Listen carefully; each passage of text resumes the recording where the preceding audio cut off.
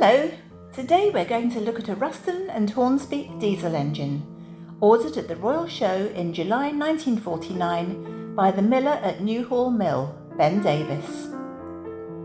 The show was organised by the Royal Agricultural Society and was held in Shrewsbury at the present-day West Midlands Showground. It was widely touted as the biggest agricultural event of the year, with buses and railway companies offering special excursions to the show. To give visitors easier access to the showground, 200 sappers from the Territorial Army built 2 Bailey pontoon bridges across the Severn, assisted by volunteers from the Women's Royal Army Corps. The show was opened by Princess Elizabeth, the future Queen, who attended with her husband, the Duke of Edinburgh.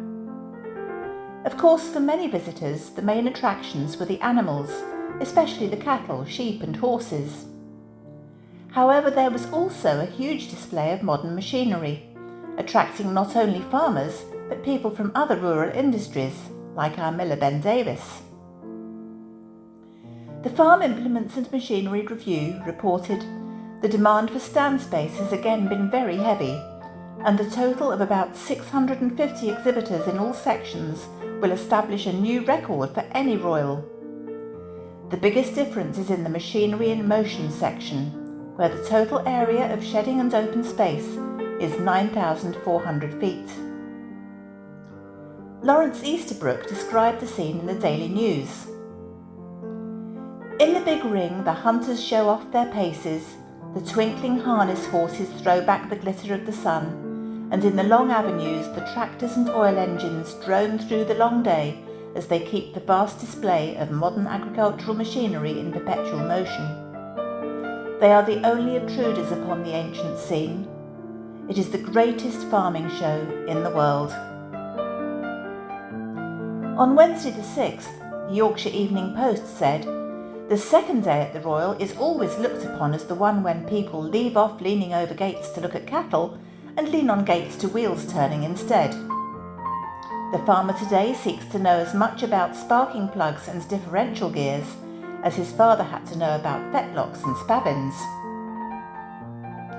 The engine our miller Ben Davis chose was Ruston and Hornsby's twin-cylinder 2VSH.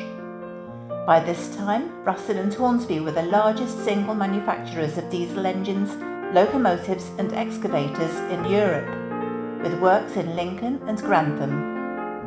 In March 1949, Bob Henderson Tate from the Ministry of Supply said that Ruston and Hornsby had 5 works in Lincoln, all of which were growing, with 90% of the products destined for direct export.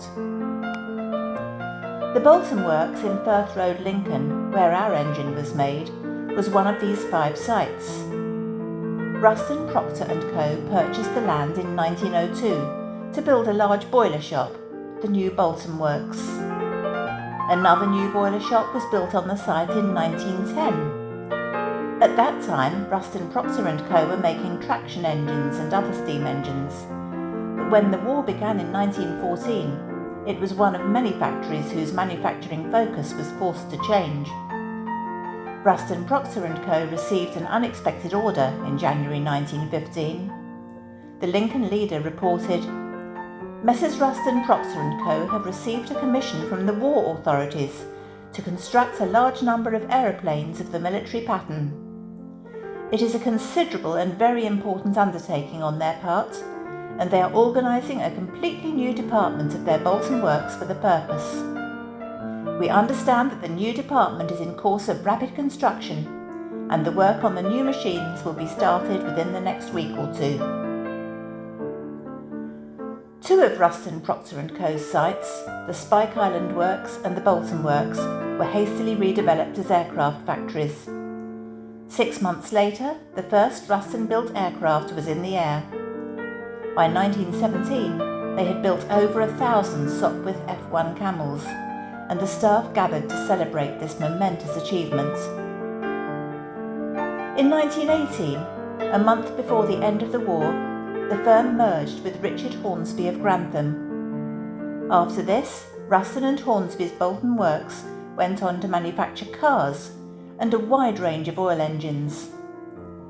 The business thrived for many years, but the historic workshops and buildings were finally demolished in 2019. Let's go back to our engine at Newhall Mill. It was delivered in September 1949 and installed at the northern end of the ground floor in its own engine room, where there was once a second water wheel.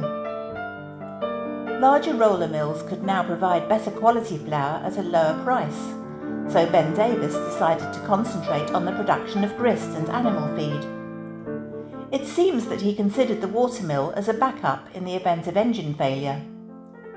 The finished product was bagged in sacks, and a label was tied around the neck of the sack. The installation of the engine effectively divided the mill in two. The southern end was still powered by water, and for a while it was used intermittently for flour production. The Ruston and Hornsby at the northern end was linked to a series of belts and shafts which drove the machinery on the first floor, including the combined milling machine, the sack hoist, and a small grinding wheel, which the miller used for sharpening tools, including the mill bills used for dressing the millstones. By changing the belting, the diesel engine could also be used to drive the saw bench, or the very noisy hammer mill, which, like the combined milling machine, was used for milling grist and animal feed. Ben Davis stopped using water power and abandoned flour milling altogether in 1960. Eventually, he only used the diesel engine part-time to drive the hammer mill, and that's how it stayed until he died in 1993. For many years, the air around the diesel engine was polluted by foul-smelling exhaust fumes, not ideal for our volunteers or for public open days. Recently, we managed to replace the diesel with HVO, hydro-treated vegetable oil. Thankfully, it wasn't necessary to make any changes to the engine. The obnoxious diesel fumes have been completely eliminated. A large cylindrical iron tank in the corner of the engine room stores the water, which is used to cool the engine. The belts are twisted to give a greater contact area on the pulley wheels and reduce slippage. Today, on open days, the diesel engine is powered up to drive our combined milling machine and our sack hoist, just as it used to in days gone by. The sack hoist lifts the heavy sacks of grain up to the garner floor at the top of the mill. We use the combined milling machine to make one product, wild bird food, which we mill from last year's leftover grain. The machine was made in 1902 and was built by Henry Bamford and Sons, a forerunner of JCB. You can see his name cast into the supporting frame. The milling machine can produce animal feed in two different ways, either by crushing it between a pair of adjustable rollers or by kibbling it using a pair of conical grooved steel plates, one fixed and the other rotating. The output can be varied to feed a wide range of livestock by changing the type of grain and altering the gap between the grinding plates to adjust the coarseness. Well, thank you for joining us today. And don't forget to pick up a free bag of bird food if you visit the mill on an open day.